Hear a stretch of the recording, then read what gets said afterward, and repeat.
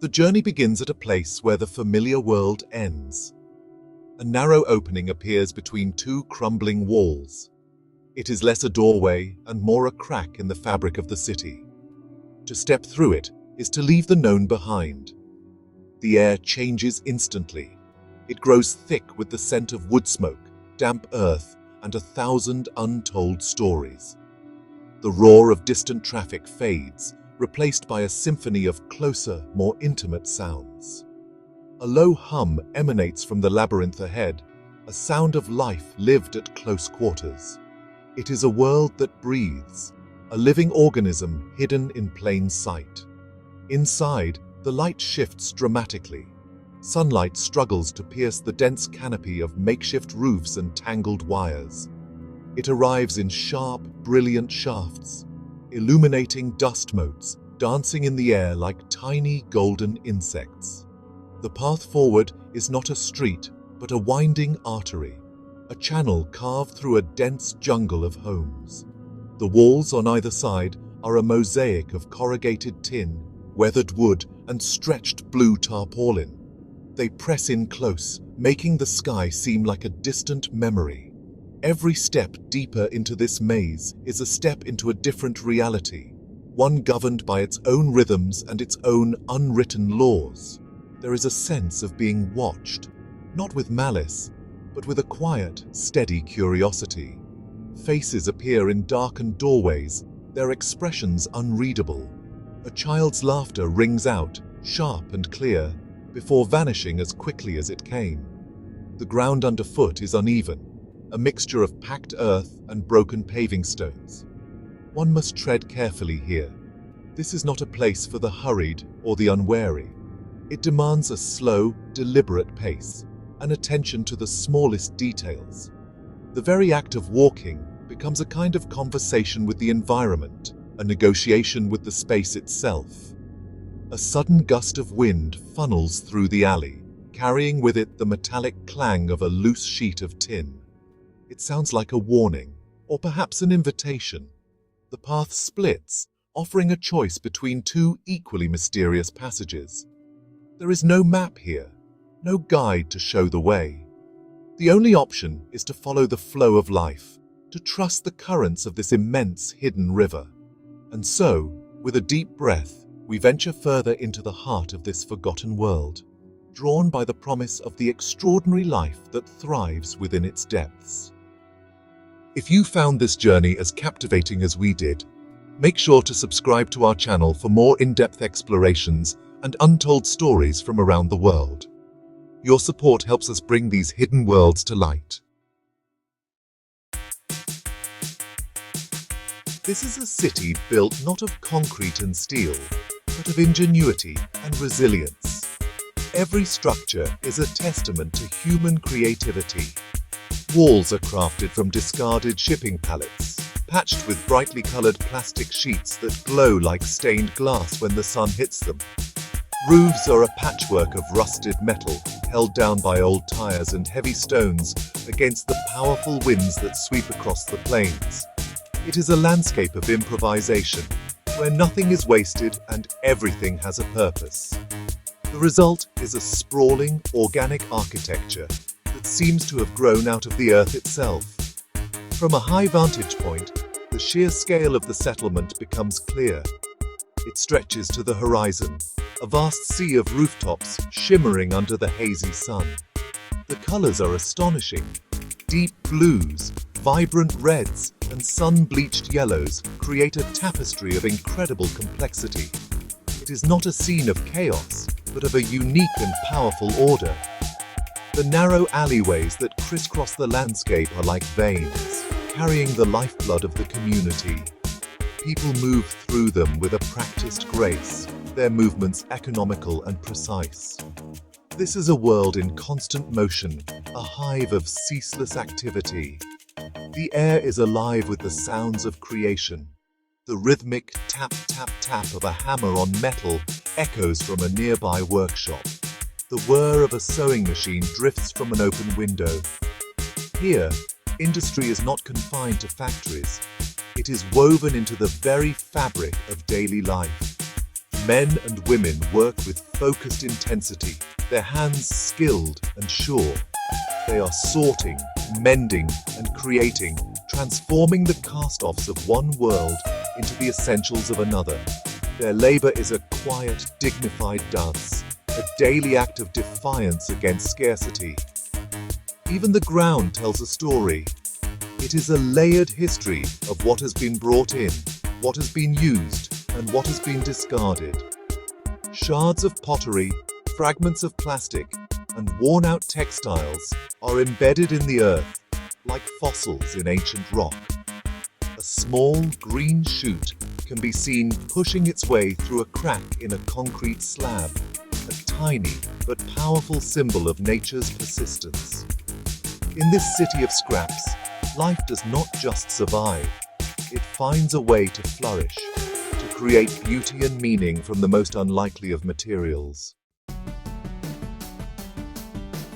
Above the winding lanes, a second city exists. This is the unseen canopy, a tangled web of wires and cables that stretches from roof to roof. It is a testament to a different kind of engineering, one born of necessity. Black cables, thick as a man's arm, run alongside thin, brightly colored wires, creating a complex and chaotic network. This is the nervous system of the slum, carrying electricity, television signals, and perhaps even internet connectivity. It crackles with a low, constant hum, a reminder of the energy that flows through this place, both literally and metaphorically. This canopy provides a unique habitat. Pigeons, their feathers a mix of iridescent purple and city grey, have made it their home. They perch on the thickest cables, cooing softly as they watch the life unfolding below. Their calls are a constant, gentle counterpoint to the human sounds of the community. They take flight in sudden, swirling flocks, their wings making a sound like rustling silk. They navigate the tangled wires with an effortless grace, treating the complex network as just another feature of their urban forest. They are the true inhabitants of this upper world. Sunlight filters through this dense web, creating a moving mosaic of light and shadow on the ground below. The patterns shift with the sun's journey across the sky, painting the alleyways in an ever-changing collage. A sudden breeze can set the wires swaying, making the shadows dance and flicker. It gives the impression that the very air is alive, shimmering with a hidden energy. For the people who live beneath this canopy, it is a constant presence, a part of the sky itself. It offers shade from the harsh sun and a strange, tangled kind of beauty. At dusk, the canopy transforms. As lights begin to flicker on in the homes below, the network of wires is silhouetted against the deepening twilight. It becomes a stark, graphic drawing against the orange and purple sky. The hum of electricity seems to grow louder in the quietening air. It is a powerful symbol of the community's interconnectedness, a visible representation of the thousands of lives linked together in this dense and vibrant place. This tangled, man-made jungle is as vital to the ecosystem of the slum as any natural forest. A narrow channel of water runs through the heart of the settlement. It's not a pristine stream, but, it is a river of life nonetheless. It winds its way through the dense clusters of homes, its surface reflecting the sky and the leaning walls. The water is dark and slow-moving, carrying with it the secrets of the community. It's a place of activity, a central artery around which much of daily life revolves. Women gather at its banks, their colourful saris a brilliant contrast to the murky water. They wash clothes with a rhythmic, practiced motion, their chatter and laughter echoing in the air. The river is also a place of quiet contemplation. An old man sits on a worn stone step, his gaze fixed on the water's slow-moving current. He doesn't seem to be looking at anything in particular, but his posture is one of deep peace. Maybe he's watching the small fish that dart in the shallows, or the dragonflies that hover over the surface, their wings a blur of iridescent color. The river acts as a mirror, reflecting not just the physical world, but also the inner lives of the people who live beside it. It's a source of calm in a world of constant motion. As the sun begins to set, the river takes on a new character. The low light turns its surface into a sheet of liquid gold. The dark shapes of the buildings are reflected in its depths, creating a world of shadow and light.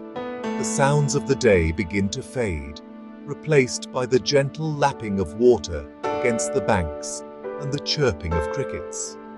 A lone dog pads silently along the water's edge, its form a dark silhouette against the glowing water. It's a time of transition, when the slum seems to hold its breath, caught between the energy of the day and the quiet of the night. Danger also lurks in these waters. After a heavy rain, the gentle stream can become a raging torrent, its waters rising quickly and unpredictably. The community has learned to live with this threat, to respect the river's power. The houses closest to the bank are built on stilts, a simple but effective adaptation to the environment. The river gives life, but it can also take it away. This duality is at the heart of the relationship between the people and their environment. They live in a state of constant, respectful negotiation with the forces of nature that shape their world. This dense human settlement is also a thriving ecosystem for a surprising variety of wildlife. They are the creatures of the corridors, perfectly adapted to this man-made environment. The most visible are the stray dogs. They're a breed apart, lean and wiry, with intelligent, watchful eyes. They move through the labyrinthine alleys with a quiet confidence, knowing every twist and turn. They're not pets in the traditional sense, but they're an integral part of the community. They act as unofficial guardians, their sharp barks announcing the arrival of any stranger.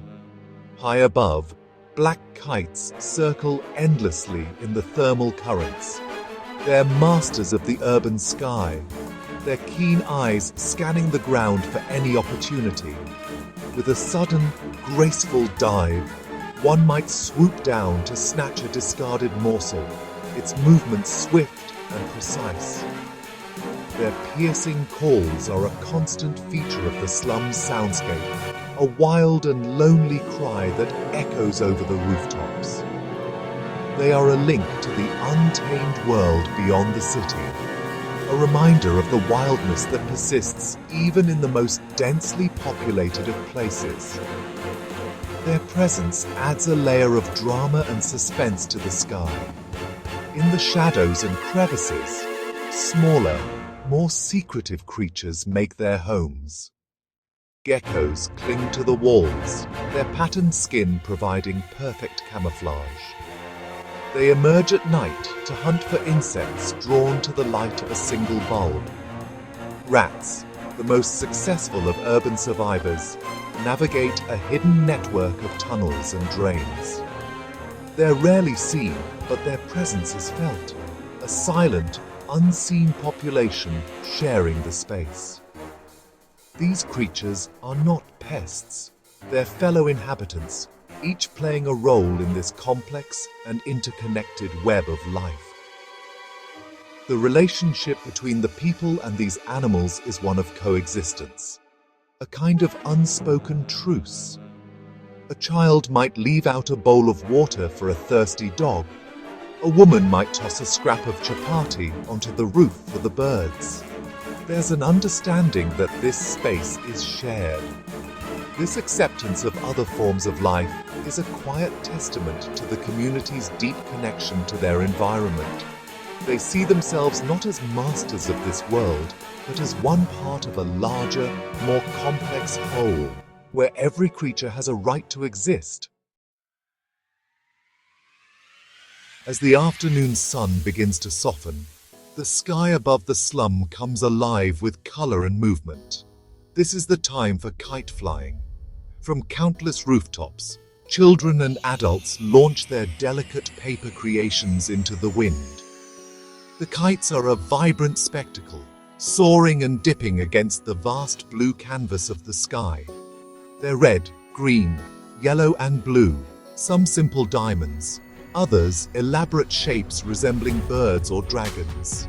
Each kite dances on the end of a string, a small bright beacon of joy and freedom. The rooftops become arenas for friendly competition. Cries of excitement and encouragement ring out as kite flyers engage in aerial duels. The goal is to sever the string of an opponent's kite, sending it tumbling from the sky. There's a great skill to this, a deep understanding of wind and aerodynamics. The lines, often coated with a mixture of crushed glass and glue, are weapons in this playful war. When a kite is cut loose, children race through the alleys below, their eyes on the sky, hoping to be the one to capture the falling prize. It's a game of skill, strategy, and pure, unadulterated fun. For a few hours, the struggles of daily life seem to fade away. All attention is focused upwards, on the soaring specks of color. An old man, his face weathered by years of sun and hardship, smiles as he expertly maneuvers his kite. A young girl, her eyes wide with concentration, lets out a triumphant shout as her kite climbs higher and higher. It's a shared experience that unites the community, a moment of collective release and celebration. The sky becomes a playground, a space of infinite possibility where dreams can take flight. As dusk settles, the kites are slowly reeled in.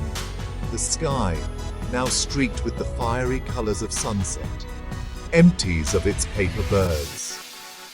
A quiet calm descends upon the rooftops. The day's games are over, but the sense of hope remains. The kites are a powerful symbol of the resilience and spirit of the people here. They're a daily reminder that even in the most challenging of circumstances, it's possible to find beauty, to create joy, and to reach for the sky. The human spirit, like those kites, is made to soar.